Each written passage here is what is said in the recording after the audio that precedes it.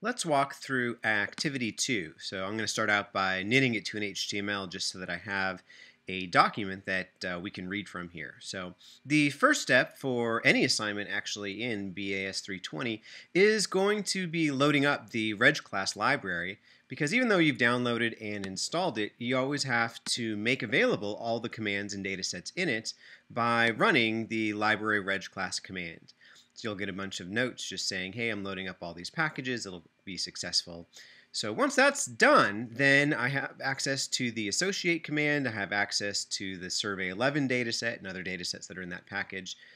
And so question 1 deals with the survey 11 dataset. And when a data frame is built into a package, all you have to do to load it up is type in data and then inside parentheses the name of the data frame. So if I type that in, I see that sure enough, survey 11 is inside here. It's a bunch of different columns, a bunch of information about students from Stat 201 back in 2011. All right, so we want to study a potential association between someone's relationship status and someone's gender. And in this case, we're interested in maybe predicting someone's relationship status once we know their gender. So relationship status will be the Y variable, what we're really studying, and the X variable will be gender. Okay, so we're going to use the associate command, which is one of those custom commands for in library reg class. And the way that this works is I type in associate, and then the first argument is the formula describing how I want the analysis to proceed. And so in general, the formula is y twiddle x, and I just need to replace what the names of my x and y variables are. So in this case, my y variable is x34.relationshipStatus.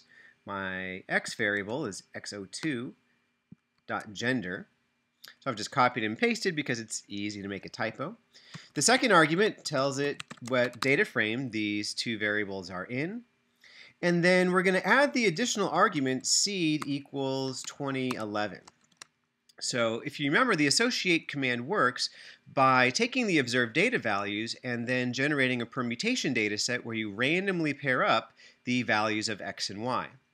So if I ran this, I would get some set of 500 permutation data sets by default. If you ran it, you would get a different set, and everyone who ran it would get a different set as well. And so when we estimate the p-value of the association, we're all going to be doing that from slightly different sets of permutation data sets, so we'll all get slightly different answers. Now, that's not really a problem because in the output of associate, there's that line that says, hey, I think we've narrowed down the p-value between this and this. But if I'm going to do any sort of grading, or if I want to check your work, if you want to check your work, you want to have reproducible results. And so what seed equals 2011 does is it sets the random number seed to 2011. You can set it to any integer you want. And whenever you run the command with the same seed, it's going to come up with the same random set of permutation data sets, and it's going to come up with the same p-value. It's going to be able to repeat your results. So adding the seed command is going to allow for reproducibility. And let's go ahead and run this. So I'm going to resize this so I can see the plot a little bit better. Does the Mosaic plot suggest an association? Why or why not? Well, yes, it does. So an association exists when the distribution of the y values is somehow different between the levels of x. Or in other words, once we know x, we've narrowed down the possible values of y. And so each segmented bar chart here gives the distribution of relationship status for each level of gender. And so we see that there's definite differences between the distribution between females and males. For instance, females have a larger fraction who responded dating. Males had a larger fraction that responded single. So we do see some differences. The conditional distributions of relationship status for each gender look different from each other and different from the overall distribution of relationship status in the data set. So we would say that yes, we suspect an association. So yes, there are noticeable differences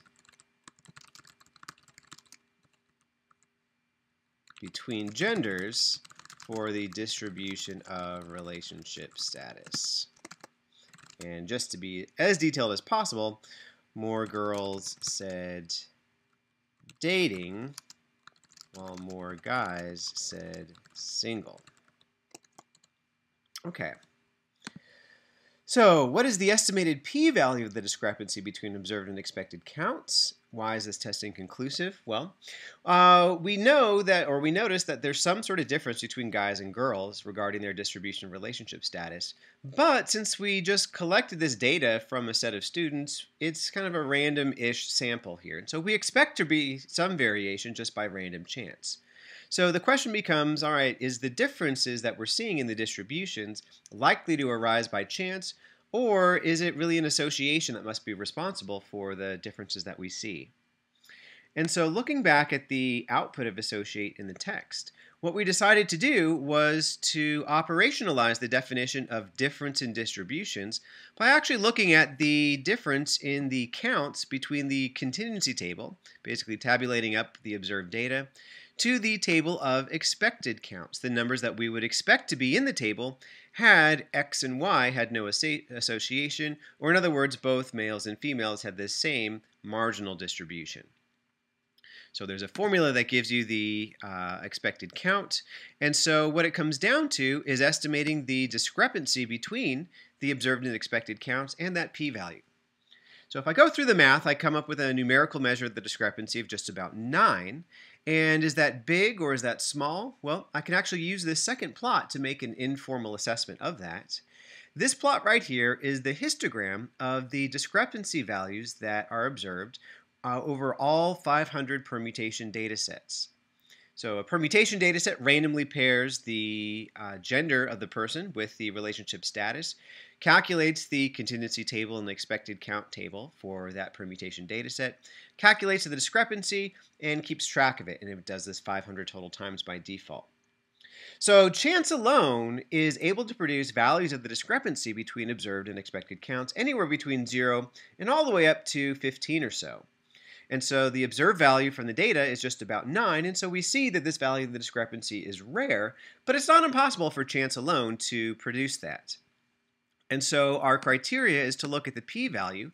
The p-value is telling us the fraction of these 500 permutation data sets that, just by chance alone, we're able to produce a value of the discrepancy at least as big as the one observed in the data. And so it turns out that this p-value is 4.4%. Now, our decision criteria is that if that p-value is less than 5%, we say the association is statistically significant. It's unlikely that chance alone is responsible for the differences that you see in the distributions. A better explanation is that the distributions are just different. There is an association. Now, based on these 500 permutation data sets, I'm 95% confident that the p-value is between 0.028 and 0.066.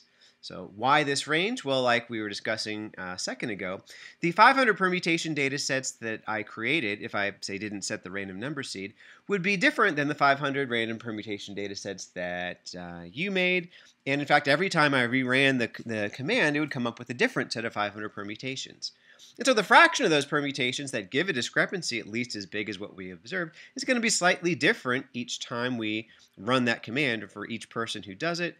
And so this range gives us a range of values that probably we would find if we were to run this command again and again. So there's a little bit of uncertainty in the p-value. We haven't nailed it down all that well with only 500 simulations. And so in this case, the test is inconclusive because 0.05 is inside the interval. So 0.05 is inside the confidence interval for the p-value. And so we're not sure if it's less than 0.05 because it could be 0.028. We're not sure if it's greater than 0.05 because it could be 0.066.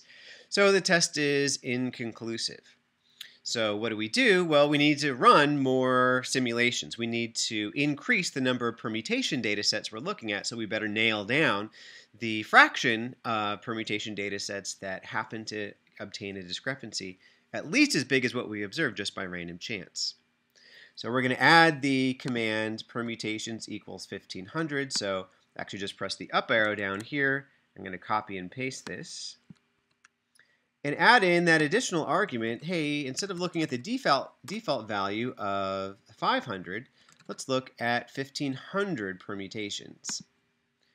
So we'll click run, and got to make sure my code is all on one line here, that those back quotes aren't there. That's why I got that error. So I'll click run. And same sort of plot here, that the observed data hasn't changed. But what has changed are the number of permutations and our estimate of the p-value. So with more permutation data sets generated, we better have estimated the p-value. And so now we're 95% confident the p-value is between 0.021 and 0.039. So we have a pretty definitive answer. It looks like that p-value is less than 5%. So we can conclude that the association is statistically significant. So yes, the p-value is less than 5%. All right, question 2 wants us to analyze the friendship potential data that we collected. And so we need to read this in. It's not one of the built-in data sets with the read.csv command. So f left arrow read.csv is going to read in the data file and then save it to the name f. And so we just need to make sure that we are in the folder that the data set is actually located in. So in this case, I change my folders all the time, and so I'm going to go to Session, Set Working Directory, and choose Directory. And what I'm going to do is I'm going to navigate to the folder that contains that data file, my Activity2 folder. I've been telling you guys to just download everything into your BAS320 folder so you never have to really change this. But here we go. I've changed it so that now in the Files directory I can see that, yep, that data set is there. And there's one sort of annoying thing is that I had a command here, but I was running commands up here, and so it's still down here. I want that to go away, so if I just press Escape a few times, that'll kind of clear that line here. All right, so we're going to read in data file. We see that it is existing now up here, dataset F. And we want to look at the histogram and QQ plot of friend score. All right, well, the command for histogram is just hist. Inside hist, I need to tell it the vector of values that I want to be looking at histogram of. And in this case, I want to be looking at the column friend score of my data frame. So to refer to a particular column, I give the name of the data frame, then a $, and then the name of the column. I'm just going to scroll down and choose that. We'll click Run. All right, so that's what my histogram looks like. Not all that informative. It's kind of very wiggly here. And let's go look at the QQ plot. So QQ, same sort of deal here. Name of the data frame, $ column to extract that column. And let's run this. Okay, so we're asked, does the mean or does the median provide a better summary of the typical value of friend score? Okay, well, what we know is that the average provides the best summary of the typical value as long as the distribution is roughly symmetric with no extreme outliers, and we use the median otherwise. So looking at the histogram, it's kind of hard to tell. The histogram is not the best gauge for you to determine whether or not to be using the mean or the median. Instead, the way we decide is to compare the distribution of values to the normal curve, that bell-shaped curve here.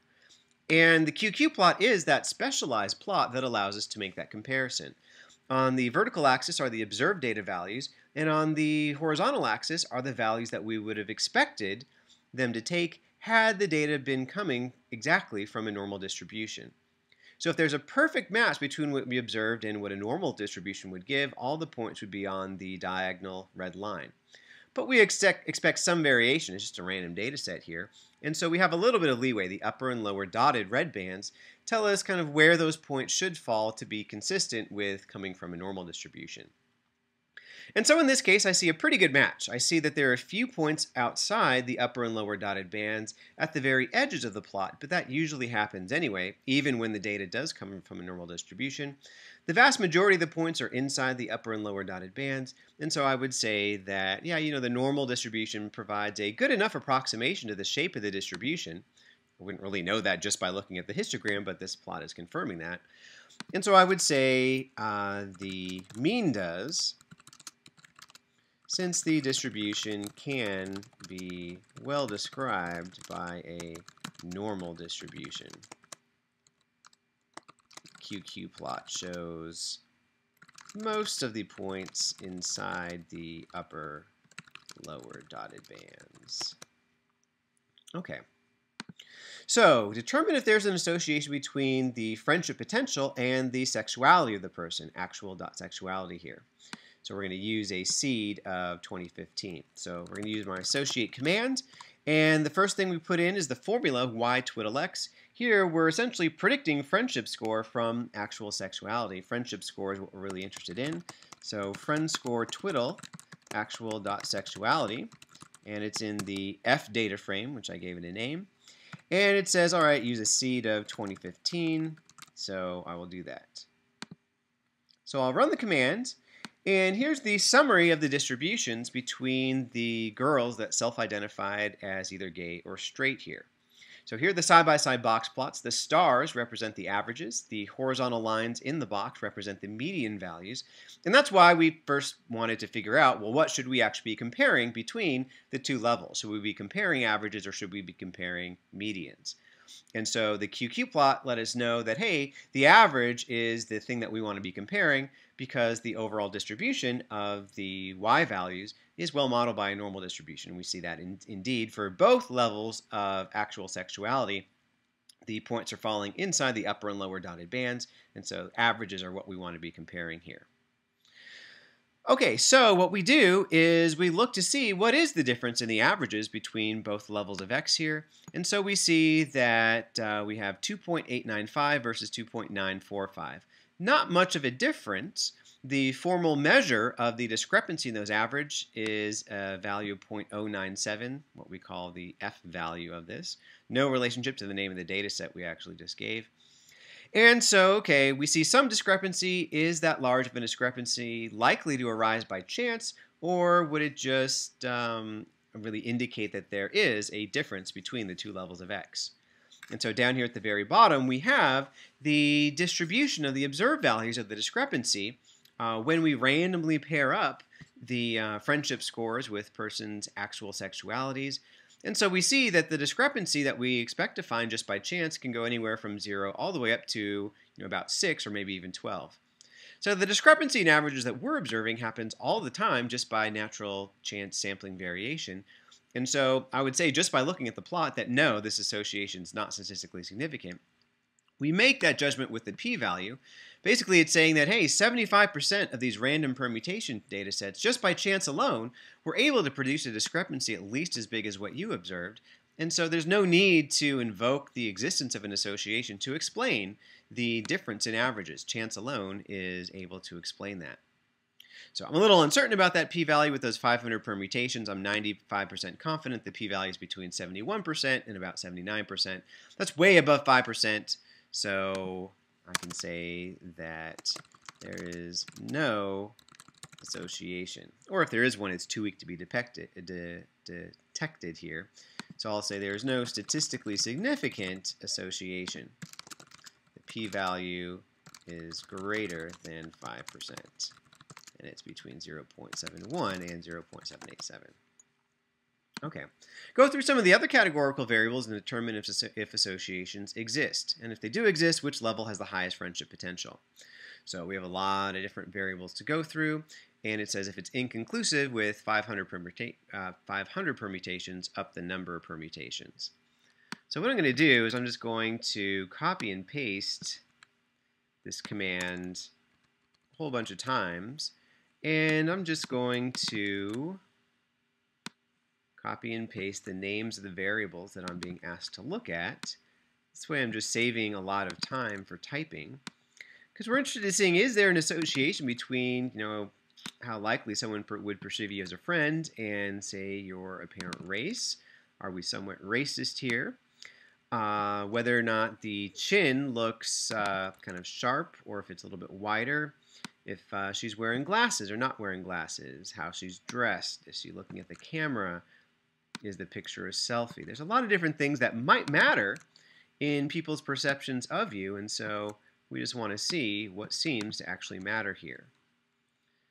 So I've gone through and made all of these guys, and let's just go through one by one. So, okay, does the friendship score appear to vary based on someone's apparent race? Well, we see that, yeah, there do seem to be differences in the average values. We know the average is appropriate here because we looked at that QQ plot before. Here's the difference in averages. So it does vary anywhere from 2.8 up to 3.38. So a decently sized discrepancy. But the p-value is somewhere between 0.07 and 0.123. That's bigger than 5%. So this discrepancy in averages happens essentially all the time just by natural sampling variation. So the difference in averages is not significant. We say there's no association. What about chin? All right, well, that p-value is bigger than 5%, so no association. I'm going to go ahead and just label this as no, no. All right, how about if she's prominently displaying her cleavage? You can see from the side-by-side box plot, there's a pretty big difference in averages, 3 versus 2.6. And yeah, that p-value is less than 5%, so that is a statistically significant association. It looks like there is a significant difference in average friendship potentials between women that do and do not prominently display their cleavage, and it looks like people are more likely to view you as a potential friend if you do not have your cleavage prominently on display. All right, clothing style, kind of a difference here. And it looks like that, yeah, that looks like the p-value is less than 5%. So yes, there's an association between friendship potential and clothing style. It looks like that the women who were dressed more conservatively were more likely to be viewed as potential friends than women who were dressed with a more revealing outfit. All right, what about if the woman is wearing glasses or not? I see a little bit of a difference in averages. But our test is inconclusive since that p-value is might be above 5%, might be lower than 5%. So what I'm going to do is up the number of permutations to 1,500, kind of like what I did last time, and see if that's enough to narrow down the p-value. And so this takes a while because there's 1,500 permutations to go through, 1,500 data sets to generate. And actually, wow, I still haven't narrowed that down. It still could be above 5% or less than 5%. So I'm going to go and put in 4,999. Now, the reason I chose 49999 is that once I get to 5,000 permutations, the command knows that that's going to take really quite a while. And so it gives a prompt that says, hey, are you really sure you want to run that many? It's going to take a while. And I just didn't want to bother with that prompt. So anyway, I'm going to end here now just because you kind of see what I'm doing. I'll go through all of the list of the categorical variables and determine if there are statistically significant associations. Here we go. We're 95% confident that it is between 0.039 and 0.05. So, all right, I'll say yes. And, okay, fine, I won't end here. Let's just do it all because I'm interested to see. This p-value is much bigger than 5%. So no. For hair color doesn't matter. Doesn't matter if you're looking at the camera. No, it doesn't. The p-value is bigger than 5%. Doesn't matter if the picture is a selfie. Yeah, actually, that's the lowest p-value that we've seen. And it looks like there is a highly statistically significant association between the friendship potential and whether the picture is a selfie or not. And it looks like girls that had pictures that were selfies, well, those girls had a significantly lower average friendship potential than girls that did not have selfies. All right, and piercings, big difference that looks like here, but it turns out that sort of difference happens all the time just by chance variation. So that p-value is bigger than 5%. We don't have any evidence that there's an association between the piercings and the friendship potentials. All right, so for my comment, I'll say C code. And now I'm done. I can knit that as an HTML. Now this will take a while to knit because it's going to run every single one of those commands, and you saw that that took quite a bit of time. So all right, in the intervening time, I'll tell you what to expect on that first exam. So on that first exam, I will be having you generate actually your own kind of random data set. So I'll have you run a command that generates your personal data set. And then, of course, one of the questions is going to be asking if there's an association between some quantitative variable y and a categorical variable x. And so in that case, we know we either need to compare averages or median values between the different levels of x. And this is exactly the analysis that we'll be doing. You run the associate command. You'll look at the QQ plots to see if you should be comparing averages or medians. Averages if the points are essentially inside the upper and lower dotted bands, medians otherwise. And once we've chosen that, we just look to see, well, what is the difference in the averages between the levels of x, or what's the difference in the medians between the different levels of x, and then we look at that p-value to determine if the difference we see is statistically significant or if chance alone can produce that discrepancy. So we'll hone in on the appropriate p-value and we'll make sure that the test is conclusive. We'll make sure that 5% is either below or above this interval. If it's not, we know we have to increase the number of permutations. So there you go. That'll be a question on the first midterm exam. So scanning down, I see this output looks pretty nice. One thing that I did do is I included every single one of those associate commands, and that makes a lot of output. If for whatever reason you ever want to turn that off and you don't want to put the output of the code there, you can always put in eval equals false. And what that'll do is that'll put the code in there, but it won't actually run it. So it won't actually take all that long to have that compile. So since I don't really need to see the output for everything, let's go ahead and do that again. And so we see that scanning down, we see that the commands are there and my comments are there, but we're not clogged up by too much output. So there we go. That's activity 2.